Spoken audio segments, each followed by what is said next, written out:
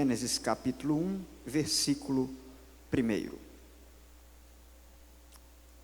Diz-nos assim: no princípio criou Deus os céus e a terra. Amém? Feche seus olhos. Pai, nós queremos nos colocar diante de Ti. Abre, ó Deus, o nosso entendimento para que possamos compreender a Tua palavra. Usa-nos, ó Pai, nesta noite, que o Teu Espírito Santo nos ensine e nos instrua, nos exorte, nos conforte, nos console nessa noite. Nós acreditamos que a Tua palavra é inspirada e apta para exortar e ensinar. Pai, se conosco, é o que nós te pedimos. Amém. Queridos irmãos, o texto de Gênesis 1 é como que as cortinas de um grande teatro que se abrem para evidenciar o protagonista do palco da história, que é Deus. Não se trata, Gênesis 1, 2 e 3, não se trata da história da criação de Deus, mas uma história do Deus Criador. Há uma diferença entre falar história da criação de Deus e história do Deus Criador. Porque, aliás, boa parte dos comentaristas se perdem quando dão muito mais atenção às obras que foram criadas do que mesmo àquele que criou todas as coisas. Há também muitas ênfases científicas que lançam luz apenas sobre a criação e desviam o principal foco teológico da narrativa, que é Deus. O texto de Gênesis, ele pretende dizer muito mais sobre quem criou todas as coisas e informar sobre esse Deus, do que dizer detalhadamente como cada coisa foi criada. Por isso, nós, nessa noite, vamos respeitar o propósito do texto, que é identificar o que o texto nos ensina sobre o Deus Criador e sobre o seu relacionamento com a criação. E quando as luzes dos holofotes são acesas, surge então a primeira cena no palco da história. Deus já aparece em movimento. A peça que é apresentada nesse palco não tenta provar a existência do seu autor. A existência de Deus não é algo que os autores tentam provar, ou que o autor bíblico tenta provar no livro do Gênesis. E porque o autor não está preocupado em começar primeiro tentando provar científica ou filosoficamente a existência de Deus? Porque a existência de Deus é um fato estabelecido para os autores bíblicos. Eles não se preocupam em nenhuma parte da Bíblia em provar a existência dele. O próprio drama, a obra da criação, já testemunha do seu autor, que existe por si mesmo, e tudo mais em sua peça é criação dele.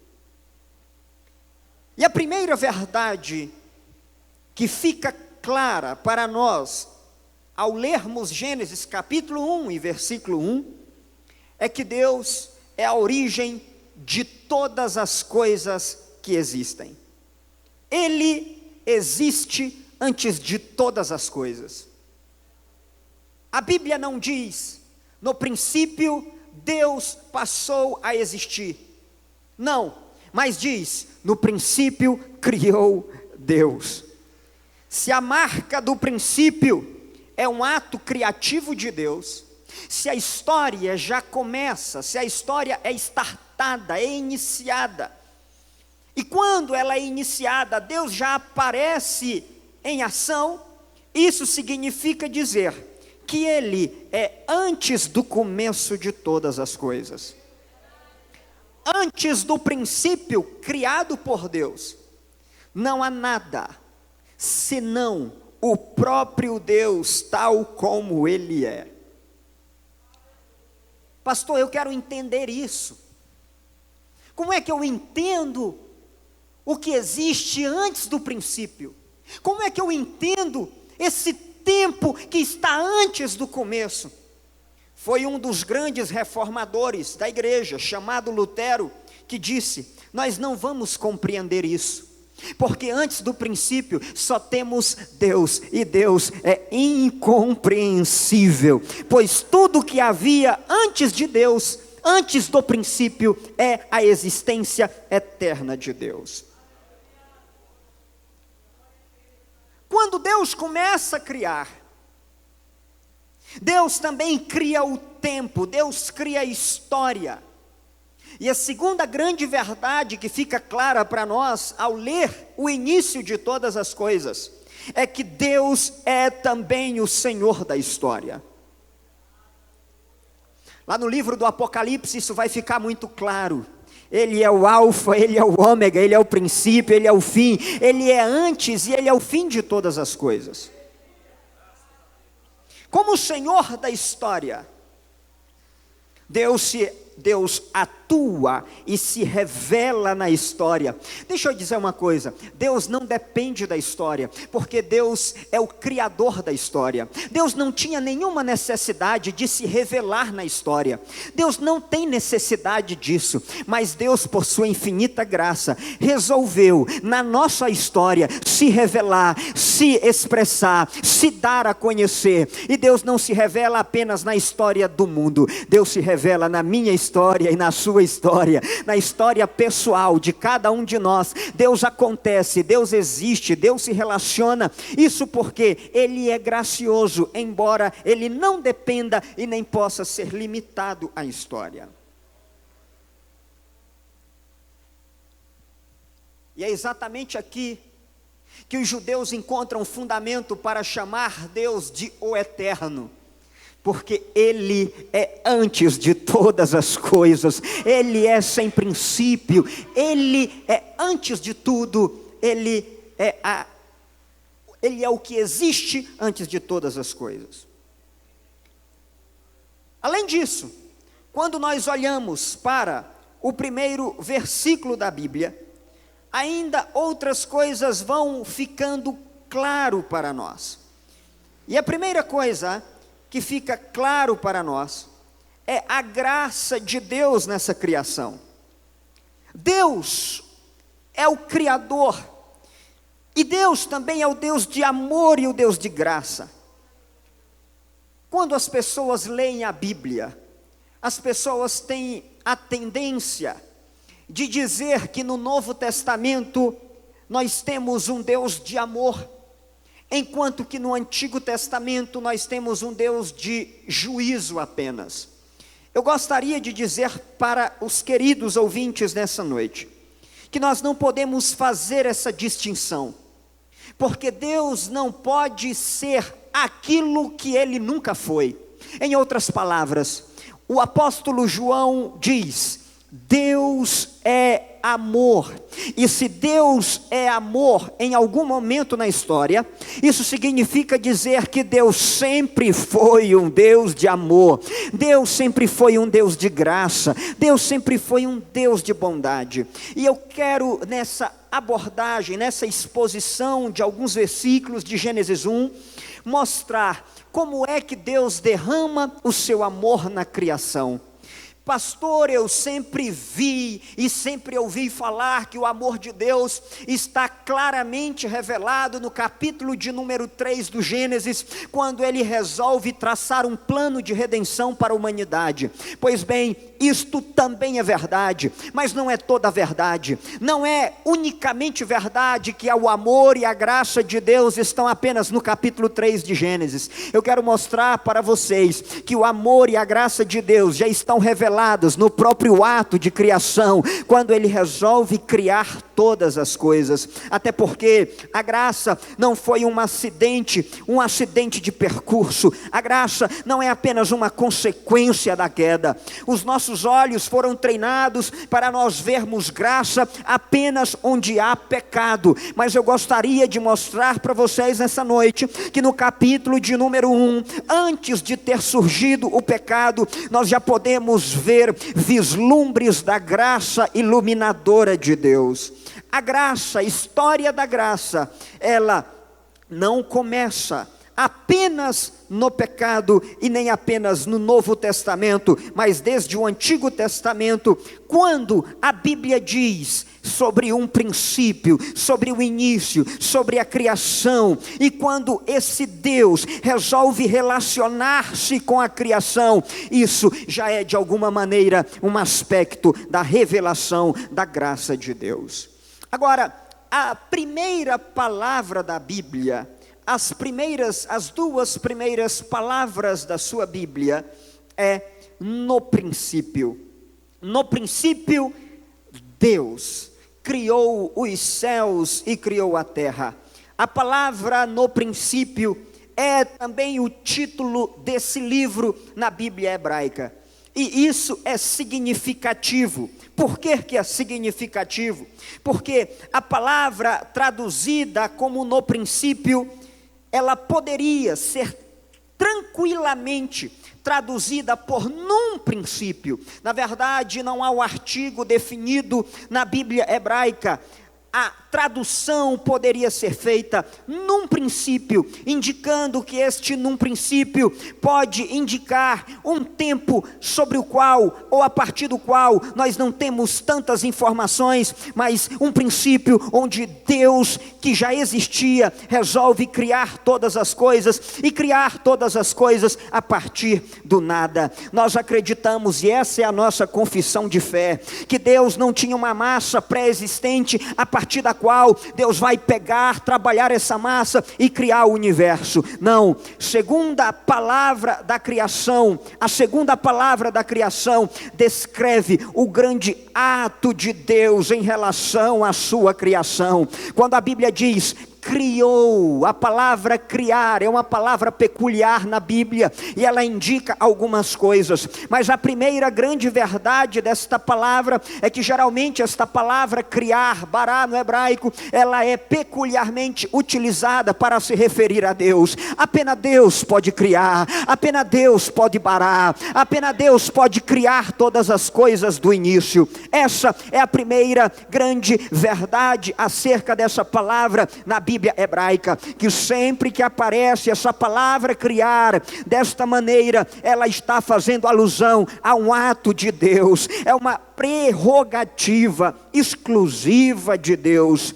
E a segunda grande verdade acerca dessa palavra é que o verbo pode denotar uma criação totalmente livre e soberana de Deus. Professor, pastor, eu nunca vi isso. Então, se você quiser, eu posso mostrar para você. Quando nós olhamos para Isaías capítulo 43 e versículo de número 15, essa mesma palavra é utilizada para se referir à criação que Deus então faz da sua nação chamada Israel. A Bíblia diz exatamente assim, Isaías 43, versículo de número 15: eu sou o Senhor, o Santo de vocês, eu sou o Criador, Bará Israel, eu sou o Criador de Israel e o seu Rei, aleluia. Essa é a segunda grande verdade acerca dessa palavra. Esse cântico de Isaías é um cântico que fala do amor de Deus, é um cântico que fala da misericórdia misericórdia de Deus. E nesse cântico do amor de Deus, Deus aparece como aquele que cria Israel. E porque Deus cria Israel, na mesma passagem de Isaías 43, versículo 15, eu sou o Criador de Israel e sou o seu rei. Aqui nós entendemos duas coisas. A primeira é que criar, como eu já disse, Deus cria a partir do nada. A segunda coisa é que Deus cria de maneira livre, de maneira soberana. Deus tem os seus propósitos soberanos. Ele escolhe quem Ele quer. E um dia Ele escolheu um homem pagão lá da terra de Ur, Abraão, a partir do qual apenas um homem, Deus fez um povo, Deus fez uma nação, Deus fez Israel. Agora, a terceira verdade importante é que o fato de Deus criar Israel faz com que Deus seja o rei de Israel. Se em Isaías o fato de Deus criar Israel faz com que Deus seja, ou dá a Deus a prerrogativa de ser o rei de Israel, isso significa dizer que também aqui na criação, o fato de Deus criar todas as coisas significa que Ele é rei soberano, livre sobre toda a criação. Isso mostra para nós que em Gênesis capítulo 1, versículo de número 1, com a palavra criar, nós já temos lançado os fundamentos do reino de Deus, porque Deus criou todas as coisas, Deus é o rei de todas as coisas, e Ele é um rei soberano, Ele é um rei que domina sem pedir conselho a ninguém. Mas quando voltamos para Gênesis, o que Deus criou? O versículo de número 1 diz: Deus criou os céus e a terra. Deus criou os céus e Deus criou a terra. Essa expressão, céus e terra, fornece a estrutura para o restante do capítulo de número 1. Porque se você observar, quando Deus começa a criar as coisas, Deus não começa pela terra, Deus começa pelos céus. Então a palavra céus e terra, em primeiro lugar, descreve a própria estrutura do capítulo de número 1. Mas, em segundo lugar, a expressão céus e terra, ela também faz alusão ao conceito, à área de abrangência do reino de Deus.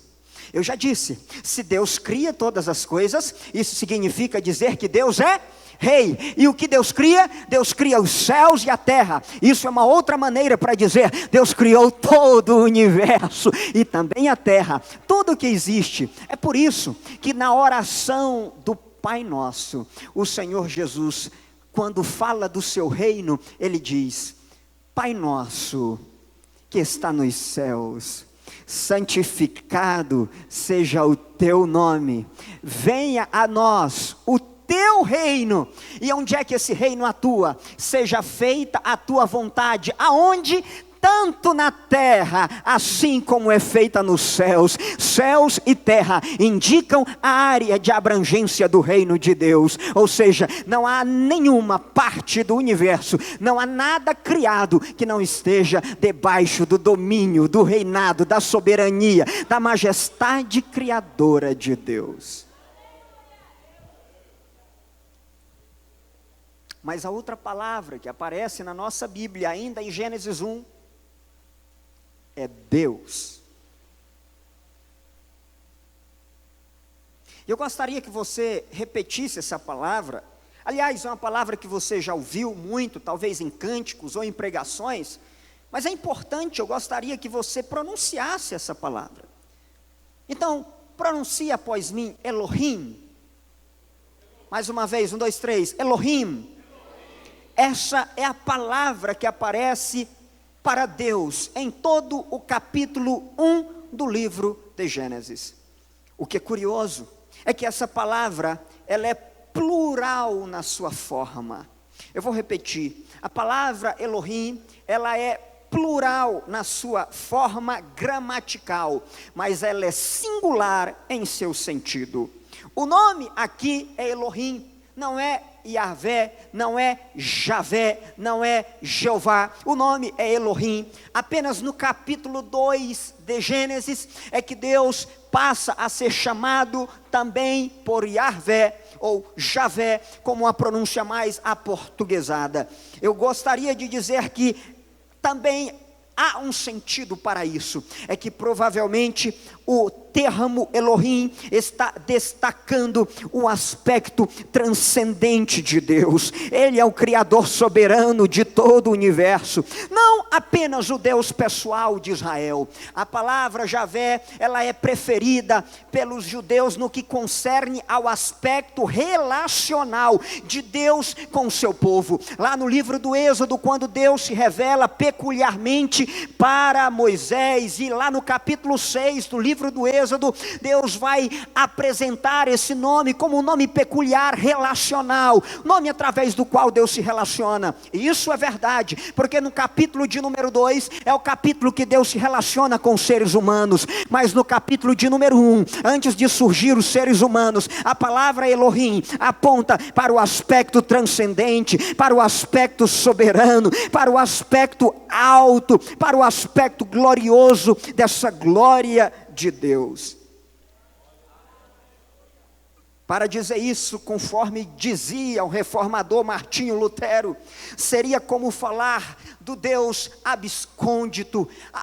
Essa palavra significa um Deus que de alguma maneira está escondido, um Deus que por mais que nós tentemos conhecer, nós nunca vamos conhecê-lo em sua plenitude. E aí o próprio Lutero falava, há um aspecto que é abscôndito de Deus, um Deus que é transcendente, mas esse mesmo Deus, às vezes, ele se dá a conhecer, ele se revela. Por isso é também um Deus abscôndito, mas é um Deus revelado, é um Deus que se revela, é um Deus que se expressa. Ele, como disse um outro teólogo, em Gênesis 1, o Elohim é o totalmente outro. Aleluia. Pastor Tiago, o que isso quer dizer? Como é que eu aplico isso na minha vida? Meus queridos, eu acho que é uma maneira muito clara para nós aplicarmos isso nas nossas vidas e nas nossas igrejas. Primeiro de tudo, é que deveria haver, quem sabe, um respeito maior,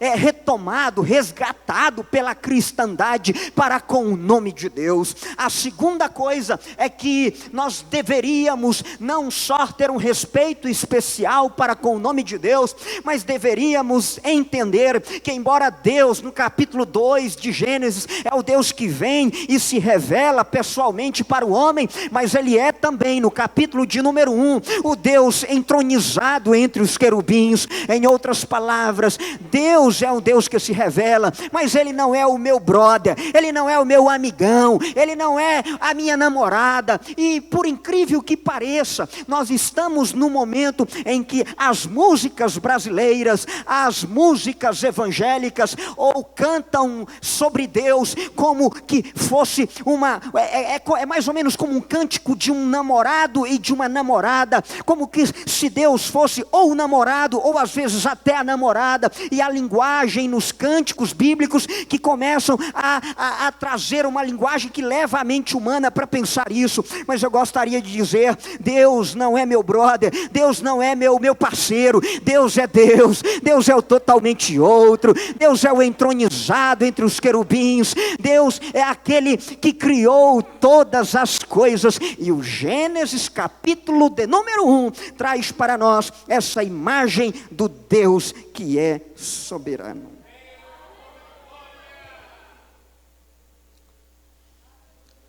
Mas esse Deus, que é chamado de Elohim, e que gramaticalmente é uma palavra que está no plural, Ele é um Deus uno. Porque, aliás, a palavra criar não aparece no plural, aparece no singular. Deus é um Deus uno. Um pouco mais adiante, em Gênesis capítulo de número 1 e 26, vai aparecer essa expressão: façamos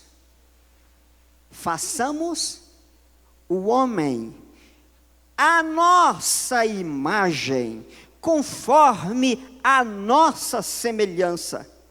Embora se argumente que o plural aqui, do nome de Deus, existe apenas para ressaltar a majestade divina, a presença do Espírito de Deus, sendo ativo na criação, junto com a palavra, deve nos levar a uma outra reflexão.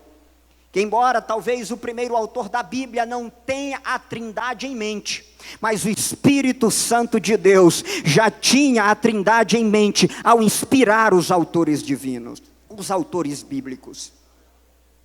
E aí, nós passamos para uma outra parte da criação, que é a parte que ressalta a Trindade divina. E uma pergunta que nós poderíamos fazer é: como é que a Trindade atua na criação? Como é que a Trindade atua na criação? O que o Pai está fazendo? O que a palavra está fazendo? O que o Espírito está fazendo? Uma coisa eu desejo afirmar, é que a Trindade está ativa na criação. A Trindade está participando de todas as coisas na criação. E já vamos ver como é que a Trindade atua. Mas antes de vermos isso, vem para nós o versículo de número 2. E o versículo de número 2, se você quer acompanhar na sua Bíblia, diz para nós como é que é o cenário da criação. Então, eu gostaria que vocês atentassem para o cenário dessa criação. A terra estava sem forma e vazia. Antes de continuarmos, é importante ressaltar, queridos, que nós não sabemos quanto tempo demorou entre o primeiro versículo da criação e o segundo versículo da criação. Talvez não seja essa a intenção do narrador, do autor do texto, mas é provável que o primeiro versículo seja uma cláusula principal que descreve o primeiro ato da criação, enquanto que o segundo e o terceiro versículo descrevem fases subsequentes na atividade criadora de Deus. Mas o cenário que Deus encontra, ou que nós encontramos no versículo 2, é de um caos total. E a primeira palavra é sem forma, e a segunda palavra é vá. A primeira palavra, ela também poderia ser tranquilamente traduzida por abismo, sem forma, é algo que está informe, é algo que não tem ainda uma estrutura. E a segunda palavra, ela poderia ser traduzida tranquilamente, ela é traduzida assim em outras passagens do Antigo Testamento, vazio, também é traduzido em outras passagens pelos profetas como deserto. Então a Bíblia está dizendo que a terra está sem forma, ela não tem forma, e ela também está vazia. E é interessante observar que quando nós lemos sobre a criação, a Bíblia fala de pelo menos 6 dias em que Deus trabalha. Agora observem que nos 3 primeiros dias da criação, o que Deus faz é dar forma ao que não tem forma, e nos 3 últimos dias da criação, Deus vai preencher o que está vazio. Quando a Bíblia diz a terra estava sem forma e vazia, a Bíblia também está dizendo como é que vai ser a ordem dos atos de Deus. Deus não vai preencher aquilo que não tem forma. Então, primeiramente, Deus vai dar forma ao que não tem forma, e depois que aquilo que não tem forma vier a ter forma, então Ele vai preencher aquilo que está vazio. Observe que é assim que a gente faz. Ninguém aqui chama um arquiteto. Ninguém aqui chama um arquiteto que vai trabalhar com a decoração de um apartamento que ainda não está dividido. Ninguém aqui chama alguém que trabalha com decoração quando ainda não há uma casa levantada. Ninguém aqui vai comprar móveis sem antes terminar de construir a casa. Você não pode preencher aquilo que não tem forma. Então, primeiramente, você constrói, você divide, e quando a casa está toda pronta, com seu adorno completamente realizado, o que você faz seguindo o curso normal das coisas? Você vai a uma loja de móveis, ou você encomenda isso para alguém que vai fazer especificamente, ou pelo menos, para não atrasar, você encomenda esses móveis planejados, quando você já tem noção da forma que você vai ter, da estrutura da sua residência. E eu gostaria de dizer que isso não se aplica só à criação, mas isso também se aplica à obra que o Espírito Santo de Deus faz em nossas vidas, porque primeiro Ele dá forma ao que não tem forma, e depois Ele preenche. Aleluia! Alguém já disse que há no ser humano um vazio do formato de Deus. Há dentro de nós um vazio que é do formato de Deus. Só Deus pode preencher perfeitamente o vazio que existe no ser humano. Então, como dissemos, os 3 primeiros dias da criação Deus dá forma, e os 3 últimos Deus começa a preencher e dar vida a todas as coisas. Agora observe mais, ainda no capítulo 1 e versículo de número 2, a terra estava sem forma, como um abismo, e vazia. E aí o texto diz assim, trevas cobriam a face do abismo. Esse abismo é como algo que não tem fim. E o que tem nesse abismo, o que tem nessas trevas? Aí o texto continua a falar: e o Espírito de Deus se movia sobre a face das águas. Eu quero que você perceba uma coisa aqui no texto, no versículo de número 2. É que sobre a face do abismo eu tenho trevas. E nesse abismo também tem águas, só que sobre a face das águas eu tenho o Espírito Santo de Deus que se movimenta. Agora olhe um outro contraste. Enquanto as trevas estão sobre o abismo e não há nenhum verbo de movimento ali, observe, não há nenhum verbo de movimento. Havia trevas sobre a face do abismo. É como se as trevas estivessem paradas sobre o abismo. Por outro lado, sobre a face das águas, também tem alguém que está sobre, e agora é o Espírito Santo, mas o Espírito Santo não está parado, como as trevas estão paradas, o Espírito Santo está se movendo. A palavra pairava é a mesma palavra que é usada em Deuteronômio, capítulo de número 32, para a águia que está sobrevoando em movimento, aleluia. Então pairava não é parado, pairava é se movimentando. O Espírito Santo está se movimentando sobre a face das águas. O Espírito Santo de Deus, a primeira vez que há na Bíblia hebraica uma alusão ao Espírito, a Ruá Elohim, essa alusão já mostra que o Espírito é o Espírito de movimento, aleluia, é o Espírito que se movimenta. Ele não está parado, ele não está enferrujado, não, ele está se movimentando na criação. Glorificado seja o nome do Senhor. Se a gente abre Deuteronômio, capítulo de número 32, e versículo de número 10,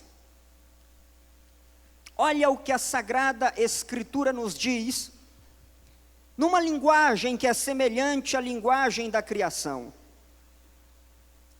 Deus está em Deuteronômio 32, inspirando Moisés, que está cantando um hino ao Senhor.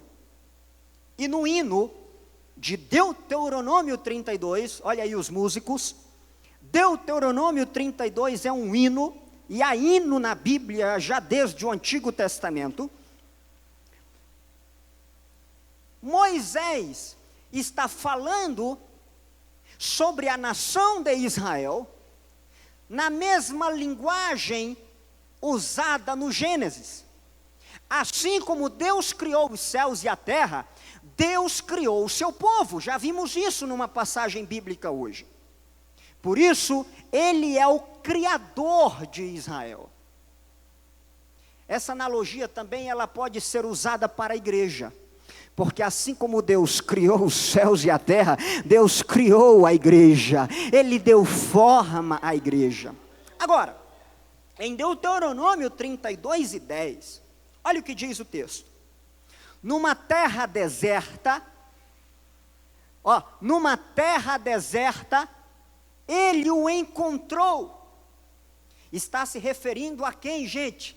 Ao povo hebreu, que estava lá no Egito, e depois lá no Sinai, lá no deserto, e Deus vem ao encontro do povo.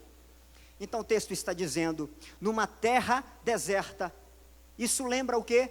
Isso lembra o deserto da terra de Gênesis capítulo 2. A terra era sem forma e deserta. Então numa terra deserta, Deus o encontrou. Onde? Onde havia uma região árida de ventos uivantes. Mas o que Deus fez? Ele cercou você de proteção. Ele te guardou como Ele guarda a menina dos seus olhos. Isso é a nação de Israel. Aí vem o versículo 11, que é paralelo ao versículo 2 de Gênesis. Como a águia que desperta a sua ninhada, Deuteronômio 32:11, como a águia que desperta a sua ninhada, ele paira sobre os seus filhotes, e depois estende as suas asas para apanhá-las. A palavra pairar aqui é a mesma palavra usada para pairar lá em Gênesis, capítulo 1, versículo 2. Em outras palavras, o Deus que está sobre a face das águas, em Gênesis 1 e versículo 2, pode ser descrito como uma águia que está com as asas estendidas sobre a terra, e ele está como que aquecendo a terra.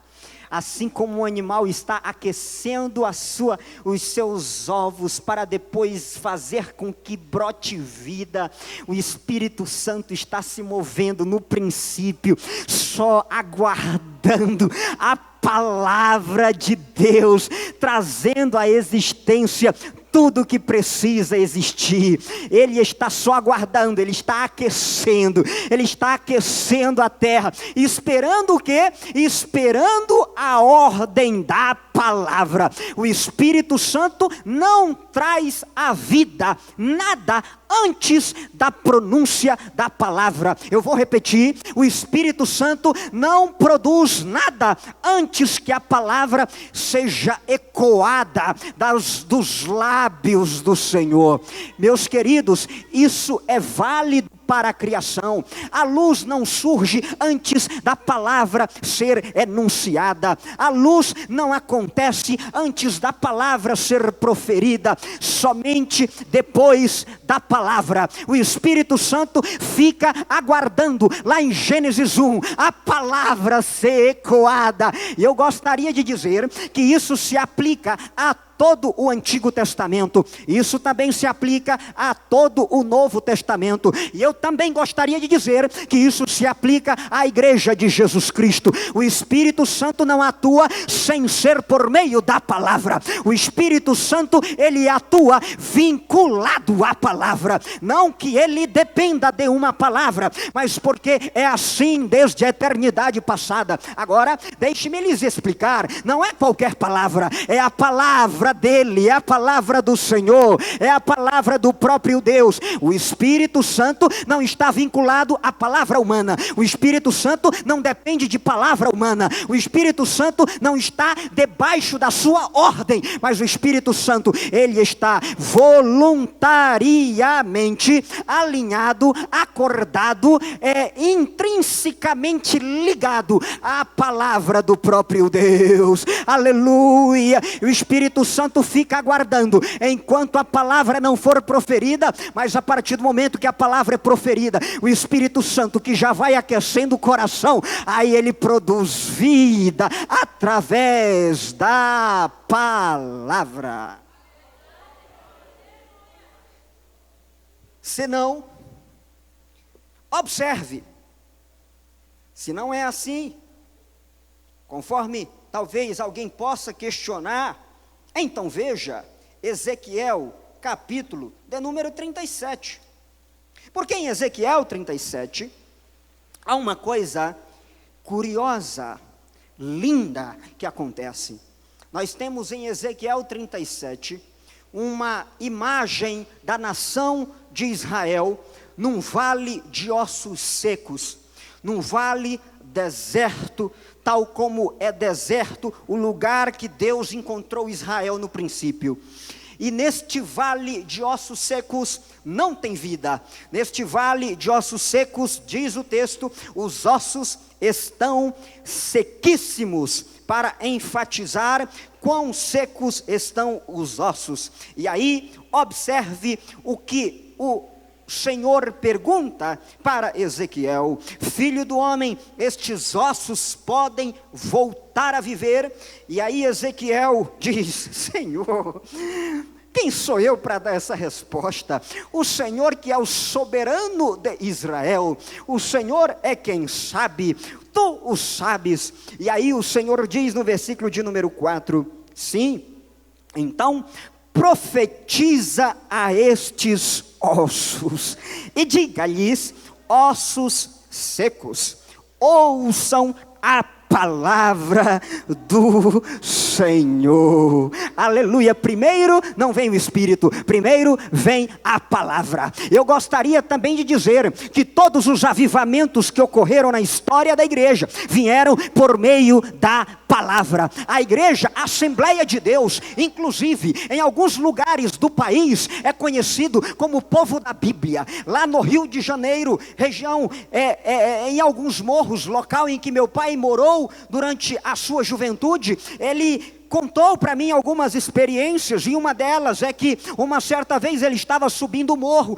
com a Bíblia debaixo do braço, e aí a forma como o pessoal do morro se referia e falava com ele era: esse é o Bíblia, não mexe com ele porque ele é Bíblia. Nós fomos e sempre fomos em alguns lugares do Brasil, nós fomos conhecidos como o povo da Bíblia. É lamentável que em alguns lugares onde a Assembleia de Deus está há décadas, ou quem sabe há quase um século, a Bíblia não esteja mais sendo prioridade. Mas eu gostaria de trazer para você essa preocupação. A Bíblia deve ser a prioridade. Ela é a palavra inspirada por Deus. Nós somos conhecidos como o povo da Bíblia e precisamos trazer a Bíblia para o centro das nossas vidas, para o centro dos nossos cultos, para o centro das nossas liturgias, porque a Bíblia é a palavra do Senhor. E se queremos ver o atuar do Espírito Santo de Deus, temos de saber que um avivamento genuíno, um avivamento verdadeiro,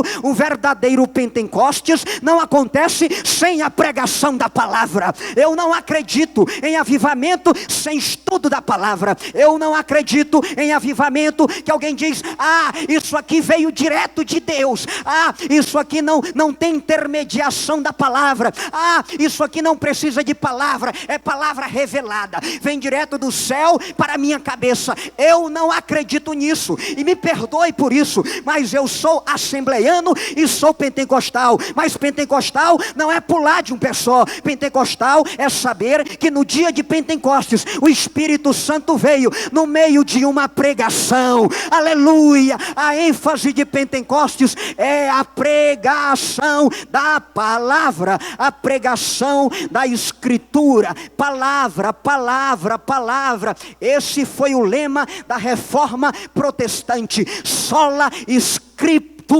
Aleluia. O que dizia a igreja antes da Reforma Protestante? A igreja dizia assim: a palavra, não é que a igreja católica, queridos, não afirme isso, não é que a igreja católica não usava a Bíblia, não é verdade isso.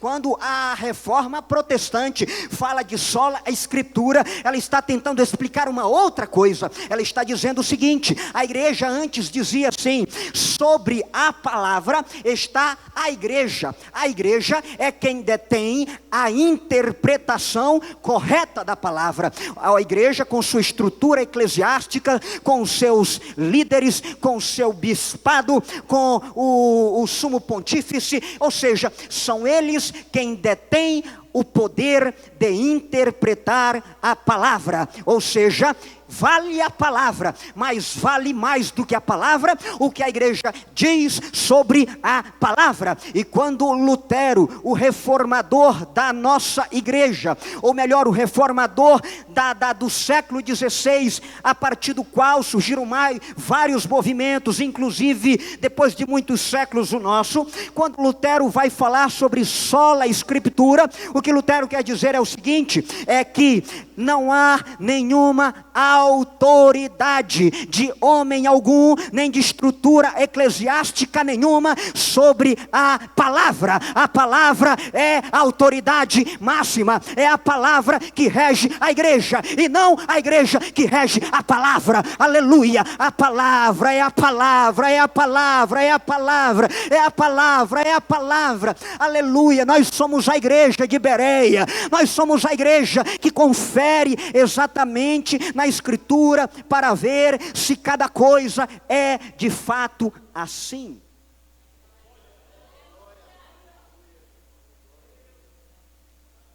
É lamentável que nós tenhamos perdido esse apreço pela palavra. Nós temos crentes na Bíblia, crentes na igreja, que já tem mais de 5 anos de crente, mais de 10 anos de crente, mais de 20 anos de crente, e ainda não leu a Bíblia toda.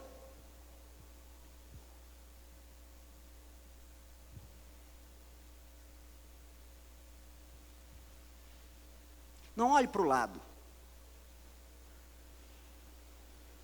Essa é a hora que a gente não pode olhar para o lado, a gente tem que olhar para nós.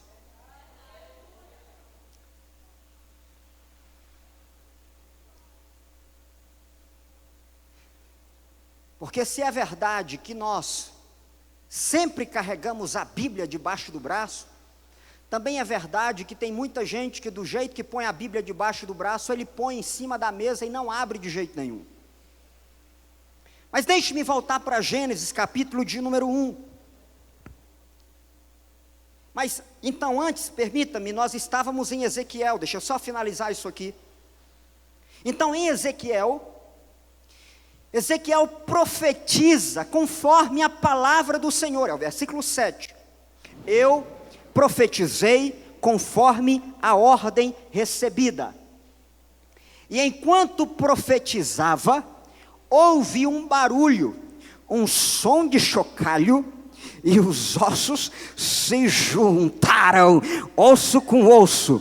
E eu olhei, e em seguida ele me disse: profetize ao Espírito, que também pode ser traduzido por vento.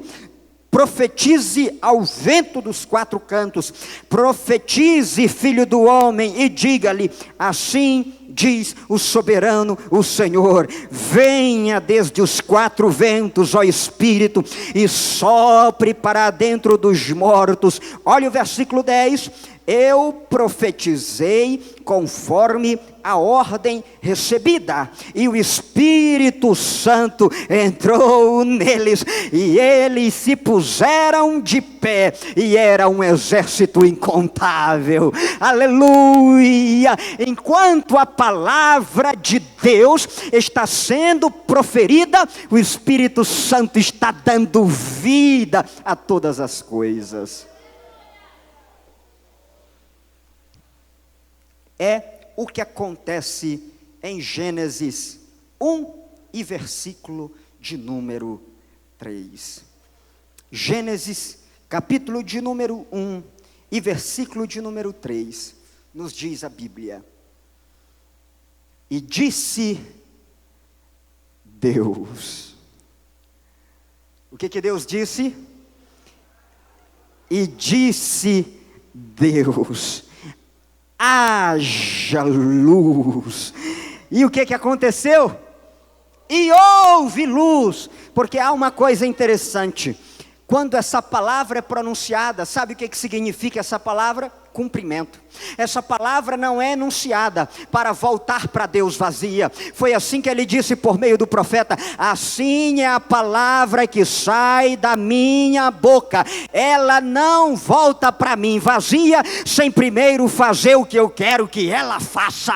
Aleluia! Quando a palavra é produzida, ela já é produzida. Quando ela já sai fazendo as coisas existirem. Agora, para a gente terminar hoje, eu gostaria de entender com vocês uma coisa. Pastor, eu entendo que o Espírito Santo está sobre a face das águas, e que o Espírito Santo atua por meio da palavra. Mas explica melhor aí, em 1 minuto, qual é a relação entre Espírito e palavra, entre Ruá e Davar, entre palavra e Espírito. A palavra que é emitida pelo Pai enquanto começa a criar todas as coisas. Eu não sei se vocês percebem, mas lá no Novo Testamento, Jesus é descrito como Logos. Ele é a palavra, ele é o verbo de Deus. No princípio era o verbo estava com Deus e o verbo era Deus. A palavra está presente na criação, criando todas as coisas. E o Espírito? Então, o último texto para nós lermos é um texto que se encontra no livro dos Salmos, Salmo 33, e versículo, ou melhor, verso 6. Salmo 33, verso 6, vamos ler esse último versículo. Mediante a palavra do Senhor foram feitos os céus, e os corpos celestes pelo Espírito. Algumas pessoas estão lendo Espírito porque está assim na sua Bíblia. Pelo Espírito, ou pelo sopro da sua boca. A palavra sopro aqui em hebraico é a mesma palavra que aparece lá. É ruá, é Espírito. Então entenda aqui comigo, olhe para cá, eu vou dar uma ilustração simples para você entender como é que o Espírito atua junto com a palavra. As meninas ali que são da linguística, fizeram letras, vão saber disso com muita propriedade. Quando um som é emitido, como é que ele é emitido? Vem um vento do pulmão que é soprado para fora, e esse vento passa pelas cordas vocálicas. E esse vento vai tremendo as cordas vocálicas. E é exatamente o tremor das cordas vocálicas, desse vento que vem de dentro, que faz com que a palavra seja pronunciada aqui, nesse espaço vazio. A palavra não é pronunciada na língua, a palavra é pronunciada na vibração das cordas vocálicas, e ela vem ganhando forma aqui na boca. O que o salmista está dizendo? que esse espírito que vem de dentro é o espírito, é o Ruá Elohim, é o espírito, é o sopro da boca de Deus. Em outras palavras, não é assim que a palavra sai da boca e depois que ela sai, o espírito vai realizar. Não é verdade isso. Não, enquanto a palavra é pronunciada, ela é pronunciada pelo sopro. O sopro já é o espírito. E então, quando a palavra é pronunciada, o espírito já atua instantaneamente. O espírito não ouve haja luz para depois criar luz. Quando a palavra é pronunciada, haja luz. Enquanto ela está sendo pronunciada, a luz já está existindo, porque o espírito atua junto com a palavra. É isso que está dizendo. O Senhor fez tudo pela palavra, pela davar, pelo sopro, pela Ruá Elohim, pelo sopro da sua boca. Aleluia, glorificado seja o nome do Senhor. Queridos, que Deus nos abençoe. Nosso tempo eu já ultrapassei. Nós estamos no versículo de número 3.